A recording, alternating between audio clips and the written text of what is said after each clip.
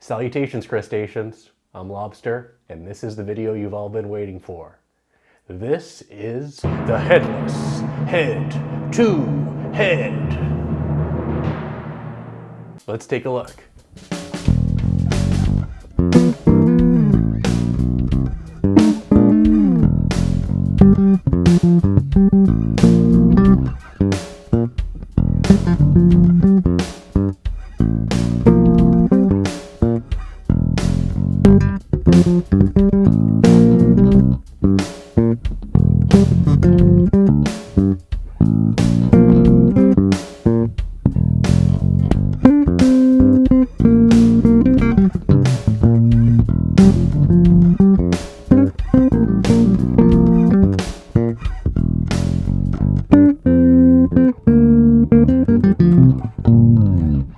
Let's meet the contenders. To my left, we have the NS Design WAV4 Radius. This is the NS Design budget model. MSRP around $1,000 for the 4-string here, and for the 5-string around $1,100 or $1,200. This bass features a Meranti body, 1-piece maple neck, and a 24-fret rosewood fretboard. To my right, we have the Ibanez EHB1005MS. This particular one coming in a lovely seafoam green. This bass features a basswood body, a 5-piece roasted maple neck, and a 24-fret multi-scale fretboard. Oh, hey there! Please welcome our CFO. Hi Kitty, you here to help? Both these basses were manufactured in Indonesia and have a lot of similarities, but also have a lot of fundamental differences. Let's look at the NS Design first. So both this bass and the Ibanez set out to achieve the same mission. They're looking to build a great, portable, well-rounded bass that's lightweight, easy to play, and sits well in the mix with a variety of tones. This bass features an EMG active soap bar pickup, as well as an NS Polar piezo pickup in the bridge. The control configuration features a master volume, a pan, and dual passive tone controls, one for the magnetic pickup and one for the piezo. This is what the bass sounds like with the pan centered and both tones at 100%.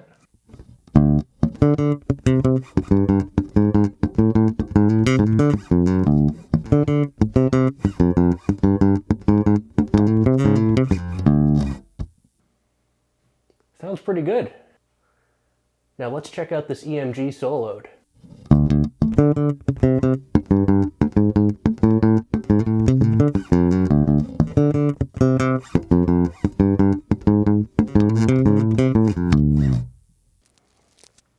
Now let's check out the piezo.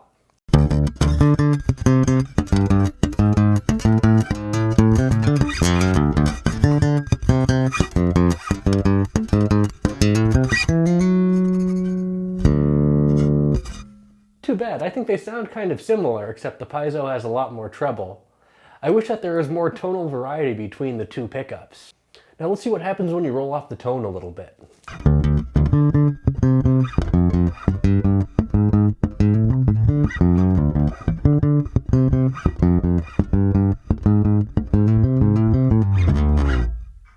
Now let's bring the magnetic pickup back into the mix and see how it sounds.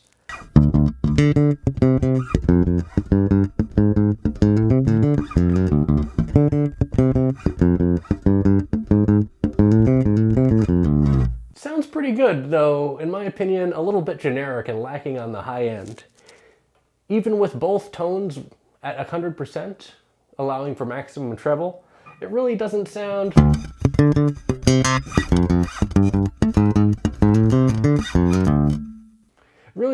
exceptional. Even with the pickup centered and both tones at 100%, this thing still sounds a bit generic.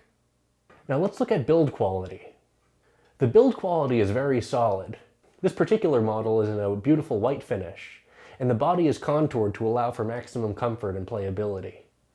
This bass is really comfortable to hold and play, and it's very lightweight as well, coming in at about 7.8 pounds. The fretboard is easy to navigate, though the glossy finish on the back of the neck is a little on the sticky side. One thing I really like about this bass is the tuning system. Unlike the Steinberger Spirit basses, which are about half the price of this, and only accept the double ball strings which are proprietary to headless basses, this can accept any strings.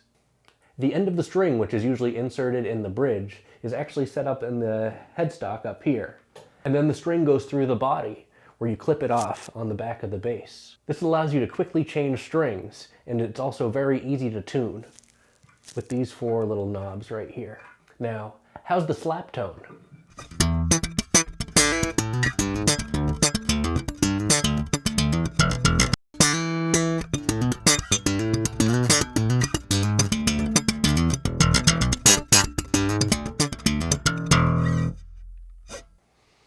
It doesn't sound bad. Again, this bass strikes me as a bit on the average side in regards to its tone. It's not really super exceptional, but it's not bad either. It's sitting there right in the middle. Construction-wise, I really like it. It's really comfortable to play, and it fits on my body nicely. This bass doesn't have the same issue that the Steinberger Spirit had, where the neck was a bit too far out to play comfortably. Everything on this bass feels like it's sitting in the correct position and is easy to navigate. Now let's talk about value. This particular 4-string model has an MSRP of about $1,000, but can be had on the secondhand market for around $600 or so. At the used price point, I think this is a solid bass. It's not exceptional by any means, but it's lightweight, portable, and has a good enough tone that will sit in the mix nicely. At full price though, I think you can do a lot better for your money. So what am I going to rate this bass? 3 claws. Construction and feel of this bass are great, but the electronics are what's holding it back from being a 4-claw bass. I like the product as a whole, but I feel like they could have added some more features to justify the $1,000 price point. The brand new Ibanez EHB series starts at $1,000 for a similar 4-string model, and I feel like it offers a much better value. Now, I don't have the base 4-string model, but I do have the multi-scale 5-string model, and I'm very, very happy with it. Let's take a closer look.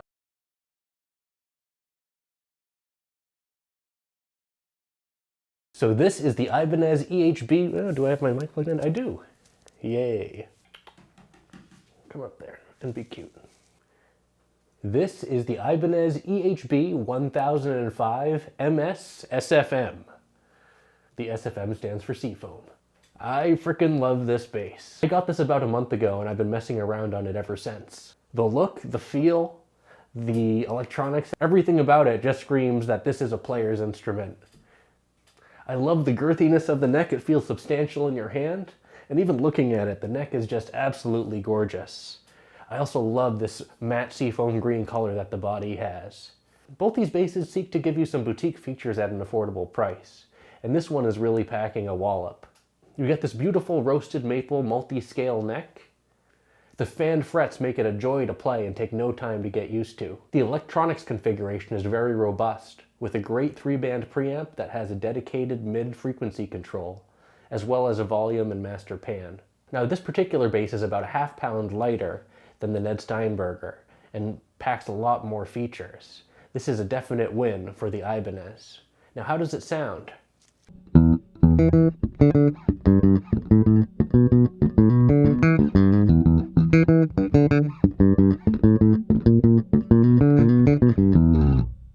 It sounds great. I wish there was a little bit more treble. Plus, this has an active treble boost, where the NS Design only has 2 passive tone knobs, one for the piezo pickup and one for the magnetic pickup. Now this bass doesn't have a piezo, but it really doesn't need it. This bass is geared to be the jack of all trades, and it really doesn't need the piezo for tonal flexibility here. The double Bartolini pickup configuration does a great job in bringing out all the different tones you'd want from a bass like this. You can cut the mids and boost the treble and bass and get a really nice dub sound.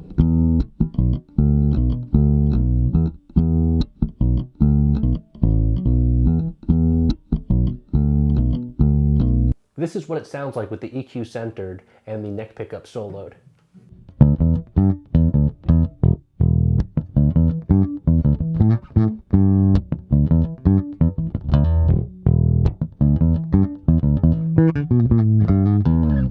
And now let's take a look at the bridge pickup.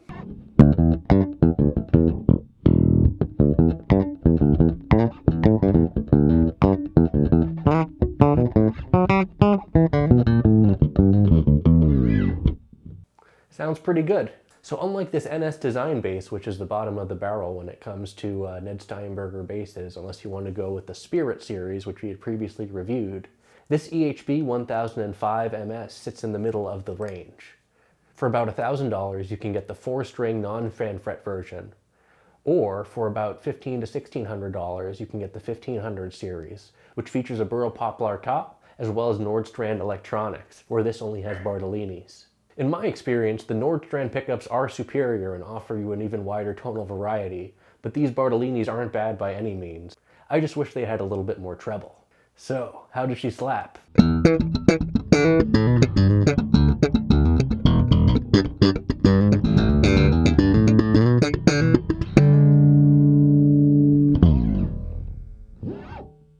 Not too shabby. So what am I going to rate the Ibanez EHB1005MSSFM?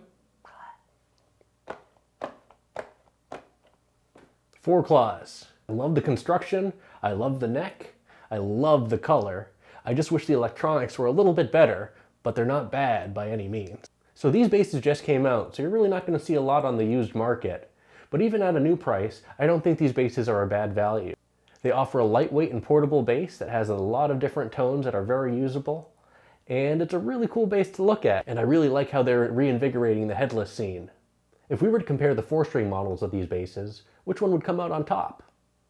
Well, that would make it a bit of a closer race, as they both offer some unique features. The Ned Steinberger has the piezo pickup, as well as the EMG and the passive tone controls, whereas the Ibanez has the dual Bartolini's and the 3-band preamp. I would still probably go with the Ibanez, but it would be a closer race. Whereas if we're looking at the 2 5-string models, which are still priced very similarly, I would hands down go with the Ibanez. We have ourselves a winner. As always, thanks for watching, guys. Leave a comment and let me know what you think about the Ibanez EHB1005MSSFM, as well as the NS Design Radius WAV4. Don't forget to like and subscribe. Let me know which bass you want to see me review next, and until we groove again.